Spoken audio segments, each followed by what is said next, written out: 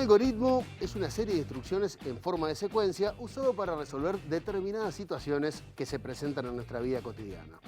En la inteligencia artificial se utilizan los algoritmos para procesar datos y así resolver problemas y realizar tareas complejas simulando los procesos de la inteligencia humana. Ahora, ¿qué tanto inciden en nuestro comportamiento y en nuestras preferencias de consumo las redes sociales controladas por algoritmos? ¿Cómo determina en nuestras vidas la inteligencia artificial? Hoy, en La Letra Chica, la dictadura del algoritmo.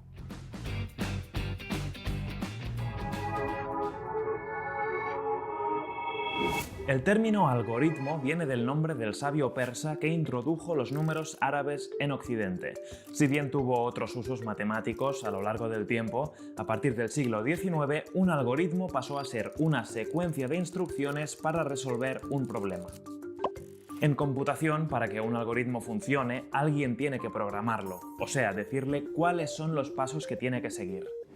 Hoy en día todo es un dato. Un tweet es un dato. Un me gusta en Facebook es un dato. Tu celular se ubica en el GPS, un dato. Elegís ver una película en Netflix, otro dato. Claro que esta avalancha de información no quiere decir que tengamos más conocimiento. Al igual que el petróleo, los datos que extraemos son crudos y solo después que los refinamos mediante algoritmos se convierten en algo realmente valioso. Cada vez que ves o interactúas con un video, le estás enseñando a la máquina cómo piensas o qué te gusta. Como la máquina tiene una capacidad de procesamiento mucho mayor que la nuestra, es capaz de poner a prueba un gran número de posibles escenarios para finalmente mostrarte el que se ajuste más a tus gustos. Con esa información intenta predecir el siguiente video que querrás ver. Una vez que lo predice, necesita tu respuesta para saber si su predicción estaba bien o no, y con esto aprende. Así, cuantos más datos recibe y procesa, más se va afinando el algoritmo y más preciso puede ser en sus predicciones. Los propietarios de redes sociales ganan dinero mediante la publicidad personalizada que se dirige a los usuarios en función de su perfil. Saben quién conduce, quién acaba de tener un bebé o está planeando un viaje. El microtargeting permite influir en el usuario sin que se dé cuenta. Lo mismo se aplica a los partidos políticos, que transmiten contenidos específicos a los votantes. Y la propaganda electoral no siempre es fácil de reconocer. A veces uno dice, me están leyendo la mente. No te están leyendo la mente. Tú la estás hablando, tú la estás diciendo con tus hábitos de uso de la red. Y entonces a partir de ahí te van conformando un mensaje. Y no hay que pensar que detrás de eso hay una mente maquiavélica concreta. Estos son algoritmos que sencillamente van viendo ese comportamiento tuyo y van conformando un contenido para que sea para ti. Los robots son independientes, es verdad, pero alguien les ha incorporado las calificaciones de los medios. El programador no es independiente, es una persona normal. Los robots como tales son independientes, pero se guían por la base de datos que les ha instalado el programador. Por eso los robots no son independientes, hay siempre algo que podemos llamar doble rasero, opiniones o política. Y es un problema cuando se mezcla con el algoritmo y se actúa en consecuencia. Hoy o asaltas el algoritmo o estás perdido, porque las grandes desigualdades hoy se construyen en nombre de esa fórmula secreta que hacen matemáticos que se desentienden de las consecuencias de sus actos, pero que al final determinan la vida de millones de personas. Por tanto, si seguimos pensando en términos de emancipación, o desentrañamos el algoritmo o el algoritmo nos va a desentrañar a nosotros. La compañía Cambridge Analytica utilizó un algoritmo capaz de crear perfiles psicológicos de los usuarios a partir solo de sus interacciones de Facebook. Con solo 10 me gusta, puede deducir qué tipo de persona eres mejor que tus compañeros de trabajo. Con 150 me gusta, es más preciso que tus padres. Y con 300 me gusta, es mejor para predecir tu personalidad que tu pareja. Pero todos los días compartimos mucho más que me gusta. Nuestra huella digital es una enorme red de publicaciones, enlaces compartidos, mensajes, fotos, que proporcionan a Facebook más información sobre quiénes somos. La mayoría de los algoritmos que se esconden detrás de la inteligencia artificial fueron desarrollados y testeados por hombres blancos. Prevalece su visión del mundo, creando un trato discriminatorio hacia personas diferentes. Es que varios sistemas de reconocimiento facial en Estados Unidos tienen hasta 100 veces más probabilidades de identificar erróneamente a personas de ascendencia asiática o minorías negras o latinas antes que a los blancos. Eso es lo que ha descubierto un reciente estudio del mismo gobierno norteamericano. Esto ya está teniendo serias consecuencias, detenciones arbitrarias y, claro, más demandas a organismos del Estado.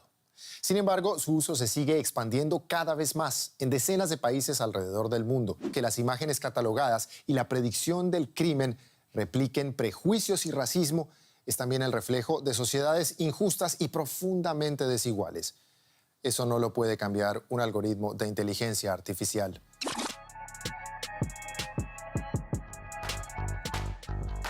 Buenas noches, bienvenidos a una nueva entrega de La Letra Chica. Ricardo, ¿andás por ahí?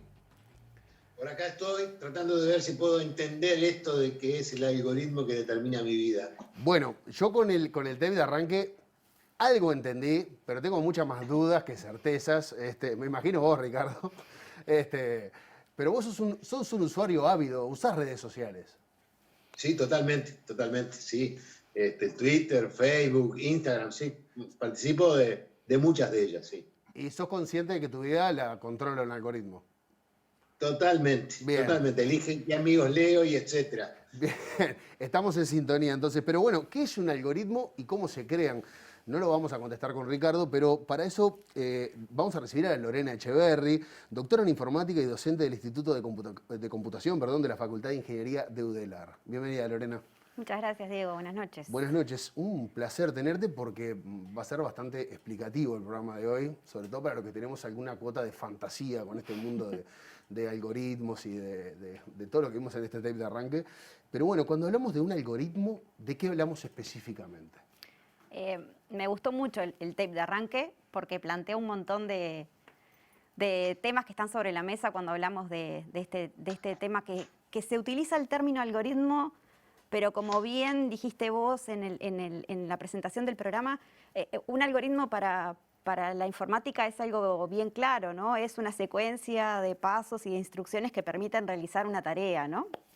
Y en este contexto se usa indistintamente esa idea de algoritmo con otros conceptos que también fue mencionado en el tape, que es de inteligencia artificial o sistemas recomendadores, ¿tá?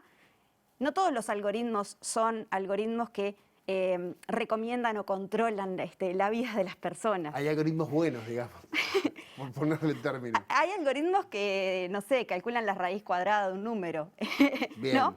Pero acá estamos hablando de un tipo especial de software, un tipo especial de programas, que se meten bastante con la vida de las personas, ¿no? Entonces a mí me gusta como hablar más de esa idea de la vida mediada por el software, ¿tá? Bien. Que es un fenómeno relativamente reciente, que tiene que ver o está muy vinculado con el uso de los teléfonos y los dispositivos móviles. No sé, desde el 2008, ponele que hay un uso masivo de las redes sociales, de las plataformas de consumo de medios de distintos tipos, y esa generación tan grande de datos ha permitido el desarrollo de este tipo de software que tiene sus particularidades, ¿no? ¿Ricardo? No, bueno, viste que cuando empezamos a conversar, Lorena, que yo no sabíamos o no sabemos lo que es un algoritmo. Se dice que están presentes en nuestra vida, pero casi no sabíamos lo que eran. Por ejemplo, ¿qué ejemplos cotidianos podés darnos de la presencia esa de los algoritmos en nuestra vida? Y como te decía yo, es esa idea de que el software está metido dentro de nuestras vidas. Por ejemplo, cuando nosotros utilizamos un buscador de Internet. Google. Si usas Google, hay algunos buscadores que tienen... ¿Hay más? Más o menos perfilamiento en los resultados de las búsquedas, ¿ok? Entonces, esos sistemas que son, podemos llamarlos en general como sistemas recomendadores, ¿no? O sistemas de perfilamiento, seleccionan, filtran, eligen lo que te muestran, lo que te recomiendan, lo que tú podés ver, lo que no podés ver. Entonces, ejemplos de uso cuando estamos utilizando alguna plataforma de contenido, ya sea música, audio, video, la plataforma que utilicen habitualmente, suele aparecer, te recomiendo esto es el más popular, esta es una sugerencia para ti. Todo eso, atrás hay un sistema recomendador que podríamos denominar algoritmo con este término, que está tomando decisiones y está ofreciéndonos contenidos también en la publicidad. Cuando uno está navegando a veces en Internet o en las redes sociales, suele aparecer publicidad. Y esa publicidad no es elegida aleatoriamente. ¿No le aparece a todos la misma? No le aparece a todos la misma. Y esa publicidad está condicionada muchas veces, si estás en un navegador, por los sitios en los que tuviste previamente, por algún tipo de perfil que se arma sobre vos, ya sea por la navegación, ya sea por el tipo de contenido que solés acceder. Incluso ahora nombrabas alguna plataforma de video, por ejemplo, uno piensa en Netflix, que hasta incluso te pone porcentajes de posibilidad de que te guste. Por ejemplo, esto te puede gustar en un 98%. Esto, y a mí me ha pasado, honestamente, de cuando algo tiene un porcentaje muy bajo, no lo veo. Digo, esto 30% de coincidencia contigo, 30% es muy poco, no me va a gustar. Le creo, de alguna manera, que eso está bien. ¿Sí? Ese tipo de sistemas lo que trata de hacer es, trata de encontrar a qué grupo o a qué grupos de usuarios vos te parecés, ¿sí? Vos te parecés en función de qué. Y bueno, y en función de un montón de cosas que puede recabar sobre vos. Datos sobre tu navegación en la plataforma, cosas sobre las que hiciste clic, cosas sobre las que no hiciste clic y eventualmente datos externos, ¿sí? Ahí hay estudios bastante interesantes acerca de cuáles son los datos que se utilizan para ese perfilado. Y hay experimentos que muestran que, por ejemplo, en ciertos momentos Google mostraba distintos tipos de anuncios y de resultados en función de atributos como, por ejemplo, el género o la raza de la persona que estaba haciendo las búsquedas, ¿sí? Entonces, no es solo cómo interactúas directamente vos con una plataforma. A veces son datos que se obtienen externamente a esa plataforma y que condicionan lo que vos estás viendo. Ahora, evidentemente estos algoritmos, vos decías a partir del 2008, se generan para algo. O sea, alguien los hace para algo específico. ¿A qué responden? ¿Cómo se producen? O sea, porque uno piensa que, no sé, deben ser como en laboratorios de... ¿Es algo más terrenal que esto? Y yo creo que sí. O sea, casi todos estos ejemplos que mencionamos son plataformas que tienen un fin comercial, ¿sí? Entonces, plata.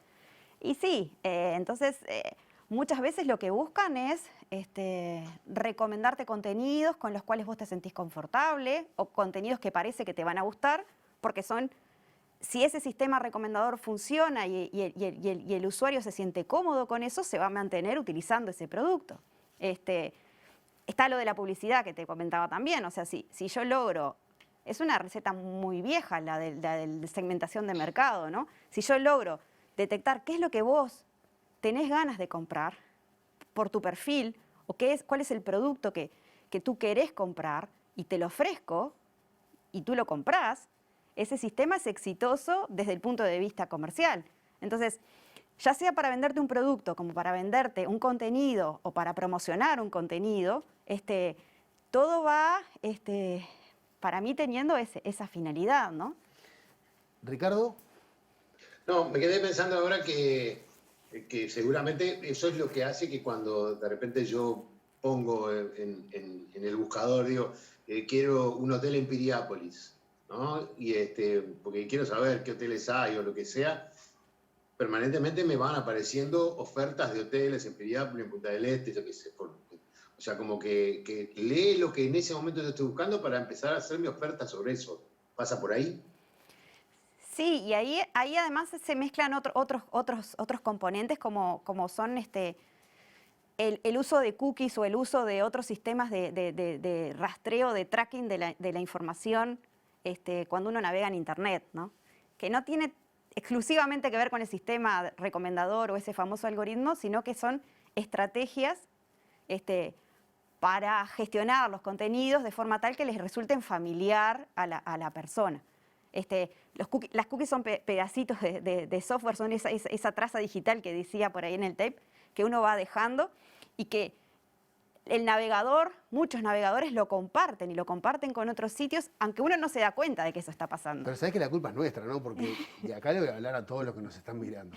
Cada vez que aparece un cartelito que te dice permite que, todos decimos, todo lo permitimos. Porque si no lo permitís, no te deja seguir.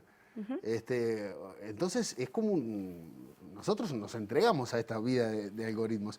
Pero bueno, Hablábamos de algunos ejemplos, pusiste ejemplos muy claros que todos usan en sus casas, pero ¿qué pasa cuando estos algoritmos, por ejemplo, se usan para la aplicación de políticas públicas? ¿Eso pasa? ¿Es habitual? Sí, en nuestro país todavía no tanto, pero existe mucha evidencia justamente de que, valga la redundancia, la toma de decisiones basada en evidencia o la toma de decisiones basada en datos es algo que es cada vez más habitual, ¿sí? en nuestras sociedades. Cuando los datos son muchos, se intenta a veces utilizar este tipo de soluciones basada en lo que llamamos inteligencia artificial, algoritmos de aprendizaje automático, que son un tipo especial de programas que toman datos y aprenden a partir de esos datos, ¿sí? Entonces, cuando uno está teniendo ese tipo de soluciones, por ejemplo, para decidir, había un caso bastante interesante en la ciudad de Nueva York hace unos años, que habían utilizado un sistema de esos para decidir dónde ponían las bocas de los hidrantes para los bomberos. Y bueno, el sistema ese tenía algunas fallas en el diseño y en algunas zonas había poca cantidad de esos hidrantes y se generó todo un revuelo que terminó en la necesidad de hacer una comisión investigadora para entender por qué esa herramienta de software había decidido que había que poner hidrantes en tal lugar y no en tal otro lugar. ¿Está? Entonces, ahí tenés un uso de este tipo de herramientas para la toma de decisiones públicas, en políticas públicas que pueden afectar a la gente. Entonces, cuando pasa eso, que uno está tomando decisiones que pueden afectar la vida de la gente, los estados tienen que ser extremadamente precavidos, ¿sí? No confiar tanto en la solución que puede dar el algoritmo. Y ahí hay todo un movimiento que también es bastante reciente, también amparado por normativas de algunos países, por ejemplo en Europa, que intentan asegurarle a la ciudadanía ciertas garantías, ¿no? Mecanismos que puedan brindar un poco más de transparencia acerca de cómo es que se toman decisiones utilizando este tipo de herramientas, o mecanismos de auditoría para ver, bueno, si se comportan bien, si son justas las decisiones que se toman, si hay todo un debate acerca de si este tipo de software siempre es capaz o no de dar una explicación de por qué tomó la decisión. Eso que te dije yo de, bueno, ¿por qué puse el hidrante acá y acá no? Algunos tipos de herramientas de la inteligencia artificial son capaces de decir, bueno, lo que pasó fue que se tomó esta decisión porque se siguieron estas reglas, por ejemplo. Pero hay otro tipo de sistemas que no son capaces de explicar por qué tomaron la decisión. Bueno, Elena, pero eso de alguna manera es peligroso, por usar una palabra, porque ¿qué pasa cuando el algoritmo se equivoca? Le erra, porque uno tiende a confiar, por ejemplo, que una máquina, una computadora, un software no se equivoca. Por lo menos eso es lo que pensamos la mayoría de nosotros, que es la perfección en el pensamiento o en el desarrollo de algo matemático, que difícilmente haya un error. Pero ¿qué pasa cuando se equivoca el algoritmo? Porque en el tape de arranque veíamos el tema del reconocimiento facial, sí, que confundía personas, un arresto o una detención arbitraria porque se parecía a fulanito y en realidad no era. Puede tener consecuencias graves. Sí, yo ahí creo que haría una distinción bastante importante con respecto a ¿qué quiere decir equivocarse? Bien. Porque no necesariamente a veces equivocarse es el problema en estos casos, sino es la decisión que se termina tomando, ¿sí? Por un lado, tenés estas herramientas que tienen cierta capacidad y tasas de error, ¿tá? Como decía, lo de los reconocimientos, los algoritmos de reconocimiento facial son bastante claros en esto, en que tienen una tasa de error y un porcentaje donde le erran, ¿tá? Pero están diseñados y entrenados sobre datos que condicionan su comportamiento, ¿sí? Y ahí voy un pasito más atrás. Cuando decimos esto, las máquinas no le erran o las máquinas son la perfección. En los programas de computadora, el software que diseñamos los humanos, es casi siempre reflejo de nuestros pensamientos, de nuestro marco de referencia, de nuestras creencias, de nuestra posición en la sociedad. También lo mencionaban en el tape, como bueno, muchas de estas soluciones son desarrolladas por hombres blancos, etcétera, ¿no? Entonces, pensar que las máquinas y que estos algoritmos son son agnósticos a todo eso y son objetivos, es un error, ¿sí? Entonces, los algoritmos o los modelos de aprendizaje automático, por un lado, están embebidos de las creencias de quienes lo desarrollan. Y por otro lado, reproducen muchas veces los datos y la realidad con la que fueron alimentados. ¿Tá? Entonces, esas son dos causas importantes que pueden explicar el comportamiento de estos algoritmos. Entonces, si un sistema es entrenado, por ejemplo, no sé, para decidir si le da un préstamo o no a una persona, y los datos con los que uno le alimenta son datos donde típicamente las personas de cierto sector de ingresos, mujeres, jóvenes, yo qué sé, no sé, por ejemplo, tienden a perder el empleo, por ejemplo, entonces tienden a ser más difíciles que puedan pagar un préstamo, ese algoritmo va a aprender todo eso y entonces es probable que a una mujer joven que está, no sé, en edad de ser mamá, no le va a dar el préstamo, ¿no? Entonces, ahí es donde entra otro eje importante de todo esto y es que las decisiones las terminan tomando las organizaciones y los humanos, no las toman las máquinas, ¿sí? Entonces, si ese sistema de préstamos, hay alguien que considera que esas reglas no son adecuadas y uno quiere modificar esa realidad y darle ese préstamo a esa persona, independientemente de eso, bueno, eso es un humano que tiene que tomar esa decisión y de alguna manera actuar sobre el sistema para que el sistema aprenda que eso es una decisión que uno quiere tomar. ¿Se entiende Se entiende. Por ahora te voy a decir. Todo esto es por ahora. Ricardo, ¿querés cerrar con alguna reflexión? No, me quedé pensando en eso último, de que en la medida que todavía estos algoritmos son hechos por humanos, tienen una carga subjetiva. Y cuando los hagan solamente la inteligencia artificial, ¿qué va a pasar? Bueno, por ahora... A mí me da miedo, porque yo vi Terminator, la película, y sé cómo termina esto, y no termina bien. Bueno, yo diría que vayan acotando el tema de la inteligencia artificial, lo vayan, no sé, rodeando de alguna manera. Justamente yo creo que también hay bastante de la ciencia ficción en ese término de la inteligencia artificial, con un marketing como que la deslinda bastante de la responsabilidad de los humanos, ¿sí? Por ahora estos sistemas son sistemas desarrollados por personas y que toman decisiones acotados a aquellas tareas para las cuales fueron pensados y programados.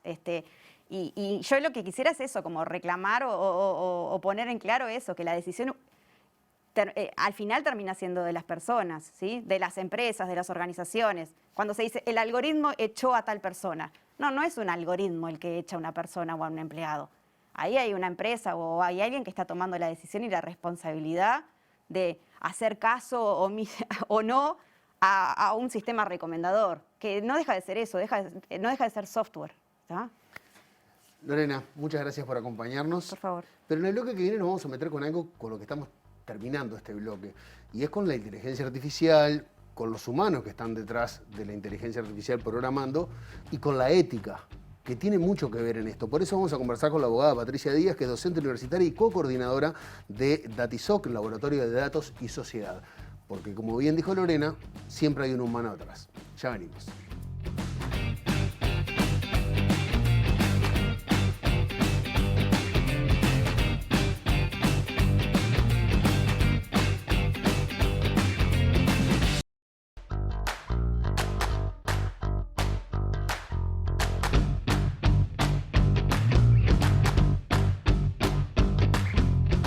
Segundo bloque de La Letra Chica, estamos hablando sobre algoritmos, la dictadura del algoritmo se llamó este programa. Se fue Lorena recién, pero nos dijo que Nudelar no fue presentado en sociedad aún, pero está el CICADA, que es un centro de investigación sobre ciencia de datos que van a trabajar sobre lo que vamos a hablar en este bloque. Una de las líneas que va a trabajar tiene que ver con la ética, con la discriminación y con el sesgo de la información. La inteligencia artificial usa algoritmos para simular de alguna manera los procesos de la inteligencia humana. Pero, ¿dónde entra lo ético? Nos preguntábamos en el bloque pasado. En estos procesos, ¿y qué sucede con el vínculo entre lo tecnológico y lo social? Para hablar de esto, vamos a recibir a la abogada Patricia Díaz, docente universitaria y co-coordinadora de DatiSoc, el Laboratorio de Datos y Sociedad. Patricia, buenas noches, bienvenida. Buenas noches. que me enteré que tenías algún vínculo con Lorena porque me dijo que te conoce desde hace muchos años, así que hoy va a ser como un programa como familiar, digamos. Exacto, trabajamos juntas muchas veces. Patricia, ¿sabés que me cuesta entender dónde entra la ética en todo esto que estamos hablando? Porque estamos hablando de software que de alguna manera intenta simular la conducta humana o la inteligencia humana, y uno por lo menos tiende a creer que la ética está apartada de esto. ¿Dónde entra? A ver, para hacértelo bien concreto, hay 3 desafíos éticos bien detectados hoy en relación al uso de sistemas de automatización. No solo nos quedémonos con inteligencia artificial, sino todo lo que sea procesos de automatización de la vida. ¿Ah? El dilema principal, o el más trillado, es el de la privacidad. Luego también están surgiendo cada vez más el desafío de la diversidad. Lorena hablaba hoy sobre el sesgo, que es cuando un sistema refleja los valores de las personas que son las que desarrollan la solución de automatización, o de los propios datos que entrenan esa solución. Y el tercer dilema ético es el de la opacidad. O sea, ¿cómo podemos reclamar a las instituciones, personas que usan sistemas automatizados, transparencia o rendición de cuentas? O sea, explícame por qué se tomó esta decisión. O sea, son 3 dilemas éticos bien claros, relacionados con privacidad, diversidad y opacidad. Y quizás podría agregar un cuarto, pero ya es más abstracto, es el tema de la justicia. ¿Ah? ¿Cuándo podemos considerar que algo un sistema es justo o no es justo?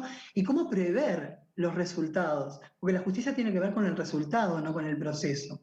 ¿Ah? Entonces, estos temas vienen abarcando en realidad el derecho, pero también lo viene abarcando, hay muchas cuestiones que no están reguladas. ¿Ah? Así que sí, son hoy dilemas éticos. Ahora, vos hablás de dilemas éticos, pero uno tiende a creer que muchas de estas cosas que no tienen respuesta, por ejemplo, hoy hablaba de, despedir a un empleado o otorgar un préstamo. Esto de que lo haga un software o un algoritmo es extremadamente seductor para quitarse responsabilidades. No fui yo, fue el algoritmo, o mirá, los datos indican que, vos no sos, como que de alguna manera es una gran excusa para los humanos. Exacto, sí, en realidad, y es bueno saber, y aquí viene un tema de alfabetización al televidente, en Uruguay tenemos hoy un mecanismo básico para poder reclamar, o sea, la explicabilidad, explícame qué pasó. Explícame por qué se tomó esta decisión. Nuestra ley de protección de datos personales tiene un mecanismo que es insuficiente, pero existe, que es el artículo 16, que habla sobre derecho a la impugnación de los valoraciones personales automatizadas. ¿Y qué es lo que le da al individuo? La posibilidad de, ante un tratamiento automatizado de datos, una decisión que tome un algoritmo que afecte la vida, pero no afecte, que tenga efecto jurídico, y ahí viene también, es insuficiente, ¿ah? La persona pueda impugnar el resultado y, por otro lado, reclamar en base a qué criterios es que se tomó esa valoración sobre su persona. ¿Ah? Eso es algo que es bueno que lo sepamos, existe, pero es insuficiente por muchas razones. Una de ellas, por ejemplo, es porque ahí habla de que el tratamiento sea exclusivamente automatizado. Entonces, cuando metemos al humano en el medio, ya está. Bueno, ya se solucionó. Ya apareció un humano, ¿no? Listo, claro. Claro, decide el humano, pero ahí tenemos otros problemas. Porque hoy los algoritmos o determinadas soluciones automatizadas recomiendan a los humanos, y pongo un ejemplo claro, en Estados Unidos había un sistema que se llamaba Compass, que servía a los jueces. ¿Para qué? Para determinar la sentencia que le daba a las personas. Y lo que medía ese algoritmo era el nivel o la predicción de si iba a reincidir o no, qué riesgo de reincidencia tenía. Y fue muy claro, hay una investigación sobre ese sistema, en el que se demostró que tenía un sesgo relacionado con la raza. Básicamente, si eras afrodescendiente o latino, tenías una altísima probabilidad de que te largue un alto riesgo de reincidencia y las penas eran, por ende, más altas. Ahí metimos al humano en el medio, pero no se toma en cuenta que los humanos que están siendo recomendados o que están tomando un sistema automatizado que no comprenden cómo funciona, tienden a lo que se llama el sesgo de automatización. O sea, a creer ciegamente en lo que les dice el robotito, el aparatito, porque para ellos ni siquiera hay un algoritmo detrás. Es una máquina que apretan enter y les dice algo. ¿Ah? Y además de eso, hay también una alta, o sea, si nosotros solo nos basamos en que haya un humano en el medio, hay un tema relacionado con culpar al humano. La culpa termina siendo del humano, y no se revisa el sistema que está detrás. ¿Ah? Entonces, hay que relativizar eso. Los algoritmos sesgados o con fallas de justicia, no importa que estén asesorando a un humano que sea el que finalmente toma la decisión, porque esa decisión probablemente también esté sesgada. ¿Ah? ¿Ricardo? No, me quedé pensando, usaste la palabra aprender, o sepamos, dijiste. Sepamos, creo que fue la palabra que utilizaste, cuando hablaste de que hay como un lugar donde podemos ir de alguna manera a reclamar. Eso me parece que implica que esto que es muy de ingenieros y muy de científicos, debería tener una pata de que todos y todas supiéramos un poco de esto para, bueno, comprender sus posibles fallas o incluso hasta para reclamar, como decía recién. Sí, tenemos una falta de alfabetización en cuestiones relacionadas con automatización y alfabetización en protección de datos personales, algo que viene de 2008. Y además, nuestra ley viene avanzando. La ley relacionada específicamente, recuerden que eran 3 dilemas éticos, el de privacidad viene avanzando un montón, pero no tiene, desde mi punto de vista, un enforcement suficiente. O sea, tenemos una ley muy buena de protección de datos personales, por ejemplo, pero que de pronto le falta control o le falta presupuesto para que la unidad, y ahí sí defiendo a muerte la unidad reguladora de control de datos personales en su tarea, pero hace lo que puede. Y además, siempre centrado en privacidad, pero no nos estamos olvidando de otros focos. Y hay algunas soluciones pensadas desde lo social, que es donde yo vengo, yo no soy ingeniera, primero el involucrar cuando se va a automatizar una solución, un proceso de la vida, involucrar a los que van a recibir el impacto. Eso es el tema de la participación en el diseño, el codiseño con los actores involucrados. Otra cuestión es abandonar el tecnosolucionismo. Siempre pensar, a ver, es muy común que hay empresas que venden soluciones automatizadas, presenten una solución y que deslumbran a organismos del Estado o a privados. Y hay veces que no hay un momento de reflexión real en el que se pregunten, ¿es la automatización la mejor solución para este problema? Hay un ejemplo muy claro, ahora con la pandemia en Inglaterra, se quedaron los estudiantes de secundaria sin poder dar los exámenes finales. Y se les ofreció al organismo de educación secundaria una solución espectacular. Era un algoritmo que calculaba con las pruebas que habían tomado en ese año, más el histórico de cómo venía el estudiante, ponerle una nota final. Y dijeron, vamos a preferir esto porque va a ser más objetivo que los docentes que tienden a tener... había una creencia de que los docentes iban a ser demasiado benevolentes. Y lo que resultó fue tener un montón de estudiantes en las calles con carteles diciendo, yo no soy una estadística, a mí no, medime por lo que hice, no por lo que hago ahora con respecto a este curso, no por lo que fui otros años. ¿Por qué? Y porque el tema es que no todo es automatizable. Y este es un ejemplo claro. no pensaron que de pronto esa no era la mejor solución y tuvieron que echar para atrás e ir a lo que hubiera, pedirle a los docentes, bueno, califiquen a estas personas que sí conocen y que, bueno, si hay un sesgo, por lo menos no va a ser en contra del estudiante.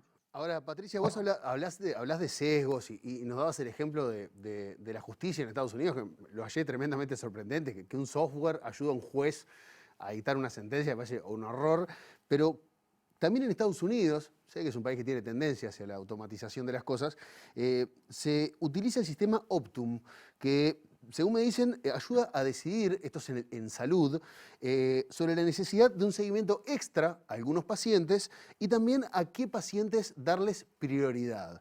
Esto obviamente trajo consecuencias con respecto, por ejemplo, al sesgo racial. ¿Cómo funcionan en estos casos cuando se usa un algoritmo y la salud mezclada? Cuando estamos hablando de que debe ser uno de los temas más sensibles, por lo menos en la actualidad, dejar en manos de un algoritmo la priorización de pacientes contra otros. Sí, ese fue un caso, otro fracaso nefasto de la automatización, no bien ponderada en el sentido de... hay que aclarar, Optum es un sistema que analiza qué pacientes tienen prioridad, y no tomaba en cuenta el factor racial, pero terminó teniendo un sesgo racial importante.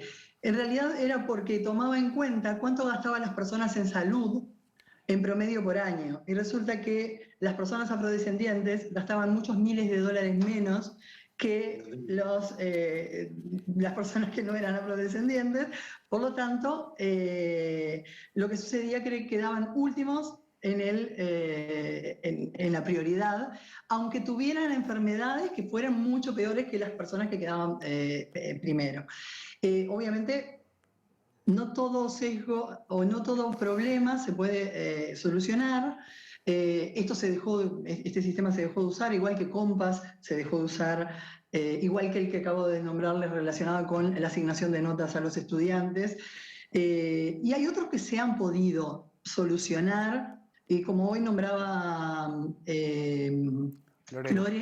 Lorena, lo que decía era que hay organismos que hoy están analizando el tema. En Argentina, en Latinoamérica tenemos, por ejemplo, FERLAC del BID, que es un think tank que ha brindado asesoramiento a algunos proyectos en los que yo he participado, y se ha logrado mejorar en términos de procedimiento, porque muchas veces lo que hay que hacer es volver atrás y analizar qué datos faltan. ¿Hay representatividad estadística y paridad estadística en las personas sobre las que en la población sobre la que van a caer las consecuencias? Y hay veces que hay que reconocer que faltan datos y salir a buscarlos y volver a barajar y poder mejorar los sistemas. Y por eso el tema de la participación, y por eso el tema de poder conversar y generar mecanismos de rendición de cuentas y transparencia. Y hoy en Uruguay tenemos un lindo proceso que inició la GESIC. El año pasado, en mayo, publicó lo que es la Estrategia Nacional de Inteligencia Artificial para el Gobierno Electrónico, que en realidad fue una consulta abierta que se hizo en los años anteriores, y se generaron como principios básicos de qué tenemos que tomar en cuenta para incluir automatización en procesos relacionados con el Estado. Y bueno, y hay algunos procesos en camino. Por ejemplo, ahora desde el grupo de DATISOC, desde el Laboratorio de Datos y Sociedad, estamos encaminados a analizar la situación de vigilancia, por ejemplo.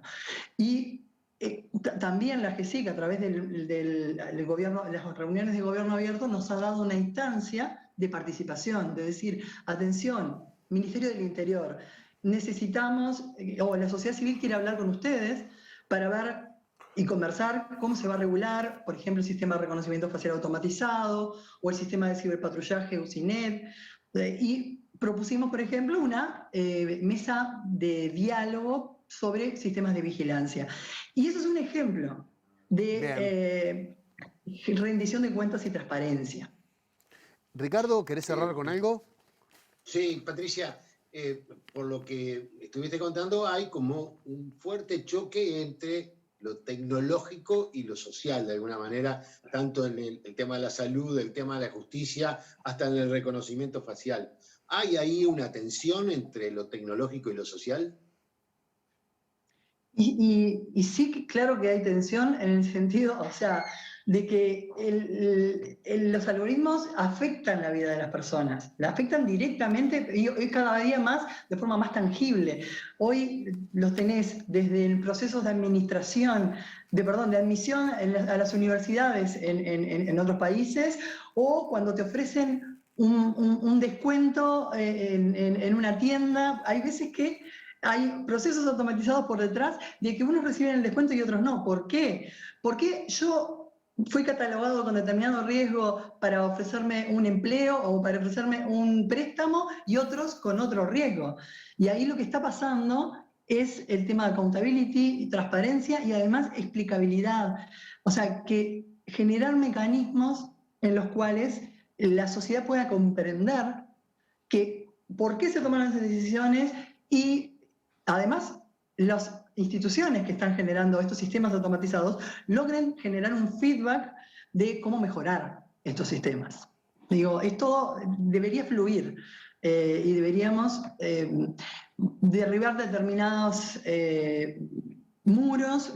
Hay muchos muros que son difíciles de derribar. Por ejemplo, hay temas de propiedad intelectual relacionados con el código o temas de privacidad relacionados. Bueno, explícame cómo funciona este sistema. Bueno, para eso tengo que saber la base de datos con la que se entrenó. Pero si esa base de datos tiene datos personales, no pueden, por más que quiera el equipo que desarrolló esa herramienta, no puede mostrar la base. Entonces, se han generado técnicas, que de eso podría hablarme mucho mejor Lorena que yo, relacionadas con recibir ese feedback de la sociedad y cómo traducirlo en mejoras en los procesos de desarrollo de estas herramientas.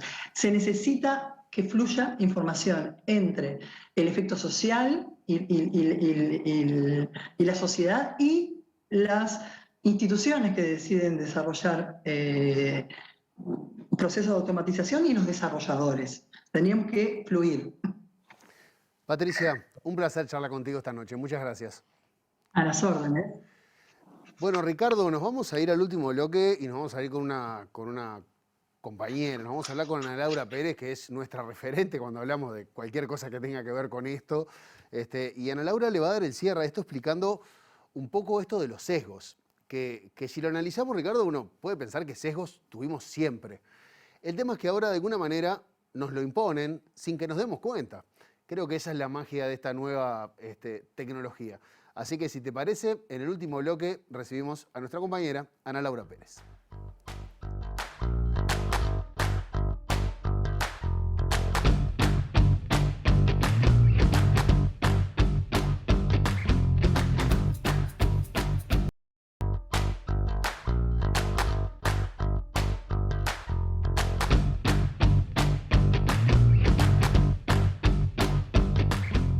Último bloque de La Letra Chica, y bueno, esto ya lo hemos repasado superficialmente en algún programa. ¿Qué efecto tienen los algoritmos en nuestro comportamiento con otros y otras y en nuestras formas de consumo? Para conversar sobre esto vamos a recibir a nuestra compañera Ana Laura Pérez. Ana Laura, buenas noches. ¿Cómo andan? ¿Todo bien? Sabés que se ha echado luz en grandes dudas que teníamos sobre este tema de los algoritmos. Unas fenómenas, tanto Lorena como Patricia, una pata ética, una pata más técnica, por decirlo de alguna manera. Pero vamos a arrancar, si te parece, en este último tramo, Ana Laura, explicando por qué los algoritmos producen sesgos. ¿Por qué les interesa tanto esto de los sesgos? Bueno, voy a robar una frase. Hay una investigadora que aparece en un documental que está en Netflix y se los recomiendo, que se llama Sesgo Codificado. Es una investigadora afroamericana, ingeniera, que se puso a investigar el tema de los sesgos en los algoritmos a partir de un ejercicio que tenía que hacer cuando estudiaba en el MIT. Estaba en el Media Lab del MIT, que implicaba... En el Media Lab vos investigás algún tema de la cultura pop, digamos, y aplicás aprendizajes a eso. ella quería jugar con el concepto de espejito, espejito, ¿no? De la cultura de los cuentos de hadas, y instalar un algoritmo en un espejo, digamos, que interviniera con filtros la cara del que se miraba en el espejo todas las mañanas, eventualmente. Era un juego, es parte de una materia que tiene que ver con investigar cosas de forma lúdica. Lo que pasó es que como ella es afroamericana, usó un algoritmo de código abierto que ya existía, que se usaba para la aplicación de filtros, como los que se usan en Instagram o en TikTok para ponerte orejas o nariz, o dejarte la piel más linda, estirarte los ojos y montones de otras cosas, y lo que pasaba era que su cara no aparecía. En el documental es muy impactante porque ella usa una máscara de acrílico blanco, se para delante del espejo y cuando se pone la máscara de acrílico blanco, el algoritmo detecta la cara, y cuando se la saca y aparece su rostro negro, el algoritmo no la encuentra.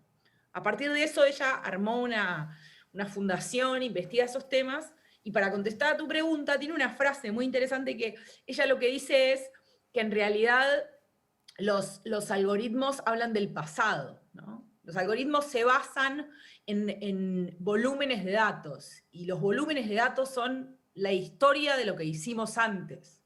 Y entonces traen, como toda historia de lo que hicimos antes, las mejores cosas que hicimos y también las peores, los errores que cometimos, y un montón de prejuicios que hemos podido ir venciendo y otros que no. Entonces, los sesgos surgen de usar datos que en realidad son pasado. Ricardo. Me quedé pensando, qué interesante eso, ¿no?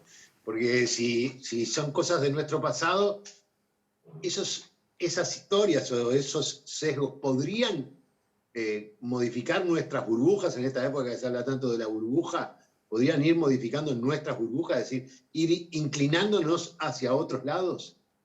Bueno, parte de la discusión justamente de esta parte ética que decía Patricia, que tiene que ver con la diversidad, implica sentarse a discutir si las fuentes de datos, o sea, si no hay que intervenir esas fuentes de datos para hacer que determinadas cosas sean ponderadas, tengan peso que en realidad no tuvieron antes, simplemente porque entendemos que deberían tenerlo.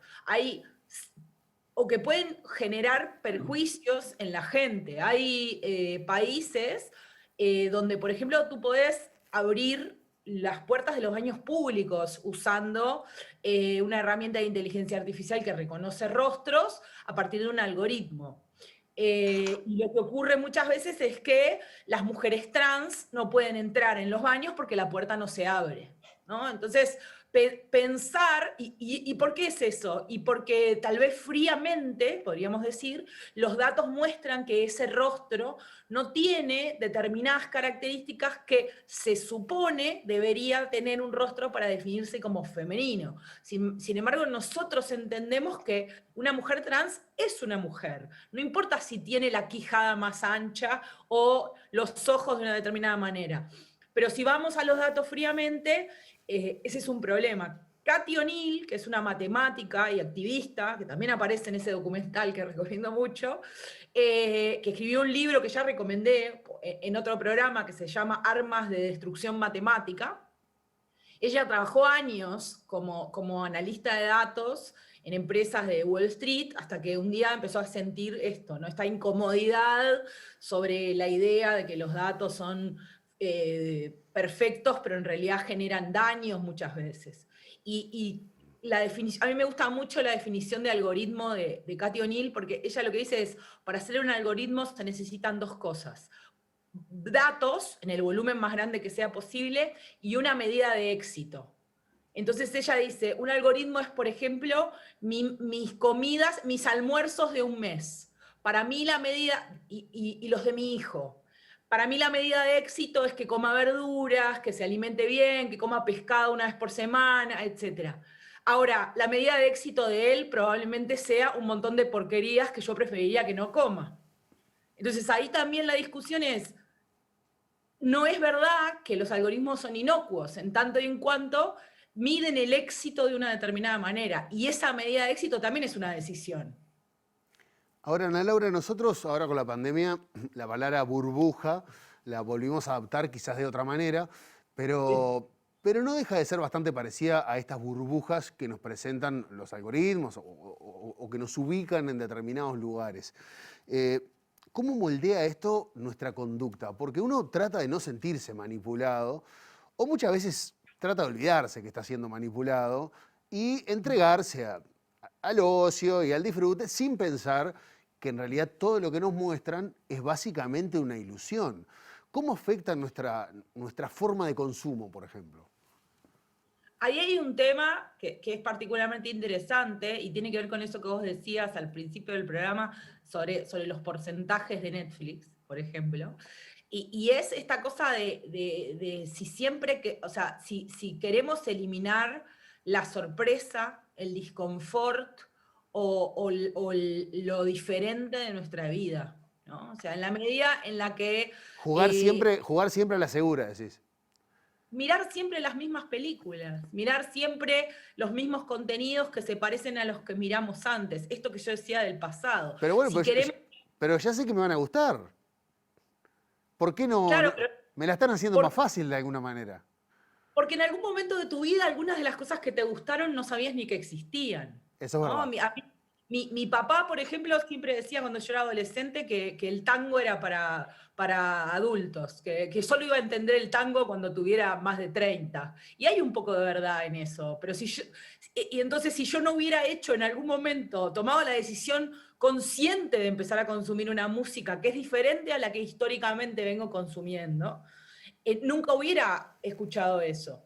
Entonces a veces ocurre, a mí me pasa por ejemplo en Netflix, que comparto casa con 2 personas más que tienen otros consumos.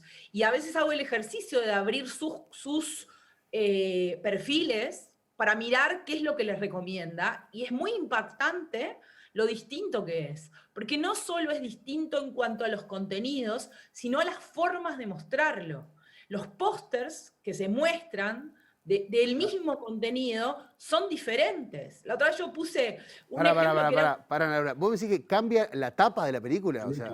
Claro, correcto. Netflix tiene un algoritmo que decide mostrarte una de 3, 4 tapas diferentes, en algunos casos, en otros no existen, pero las nuevas casi todas tienen, en función de tus consumos. Entonces, por ejemplo, a mí... Normalmente, que tengo una cosa medio del chick flick, digamos, de la película, me gusta mirar películas romanticonas a veces, me mostraba la otra vez una serie francesa que es sobre la Revolución Francesa y me mostraba como una pareja a punto de darse un beso. Y fui a mirarla en el perfil de mi pareja, que le gusta típica cosa de muertos y aire, de sangre y todo eso, y lo que había era una escena de lucha. El mismo exacto contenido. ¡Qué miedo! Eso me da miedo. Y sí, porque incluso tiene que ver con que el contenido es diferente, es el mismo contenido, pero te lo están vendiendo diferente. Un poco lo que decía Patricia, hay muchas empresas de e-commerce, digamos, que en otros países, en Uruguay todavía no se hace mucho, están trabajando en sistemas de automatización para definir no solo los descuentos, sino los precios de los productos en función de tu perfil como consumidor. Entonces, el profe va a pagar una botella de Coca-Cola a un precio y yo la voy a pagar a otra. Buah. Ricardo, ¿algo para cerrar? Sí, porque me quedé pensando en eso, que yo lo había notado, eso de las carátulas de las películas, los pósters de la película, que depende en cuál sea el que entro, porque una vez está en otro, es totalmente diferente. Por eso yo lo que hago con Netflix en particular, es elijo la película que me ofrece el menor porcentaje. Porque estoy seguro que me va a gustar más que la que me ofrece el mejor porcentaje. Vos lo que querés hacer es despistar al algoritmo, Ricardo. Exactamente, pero la pregunta que te quiero hacer es, hablando de eso, es decir, ¿qué medidas podemos tomar de repente para que no nos afecte tanto esta situación, para cambiar esto? Yo creo que esa, de despistar al algoritmo, no es mala.